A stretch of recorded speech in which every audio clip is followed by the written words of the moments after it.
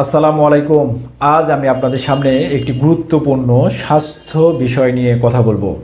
Hypoglycaemia, যাকে আমরা সাধারণত ডায়াবেটিস নীল হয়ে যাওয়া হিসাবে চিনে থাকি।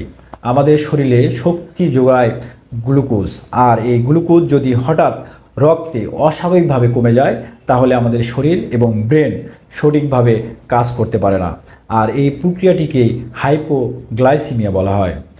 মাথা ঘোরা, শরীর দুর্বল লাগা, অতিরিক্ত ঘাম, হাত পা কাঁপা, চোখে ঝাপসা দেখা, অস্বাভাবিক আচরণ করা, কারো কারো ক্ষেত্রে অজ্ঞান হয়ে যাওয়ার মতো লক্ষণ দেখা যায়। যাদের বাড়িতে ডায়াবেটিস রোগী আছে, রোগী সহ সবার এই লক্ষণগুলো ভালোভাবে মনে রাখা খুবই জরুরি।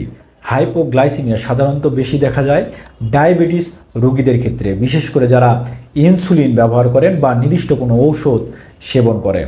তাছাড়া দীর্ঘ সময় না খেয়ে থাকা অবস্থায় ভারী কাজ বা ব্যায়াম করলেও হতে পারে।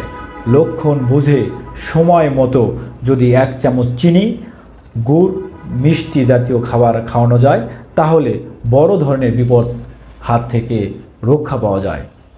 সবচাইতে বড় কথা, সচেতন থাকলে হাইপোগ্লাইসিমিয়া সহজেই সামলানো সম্ভব।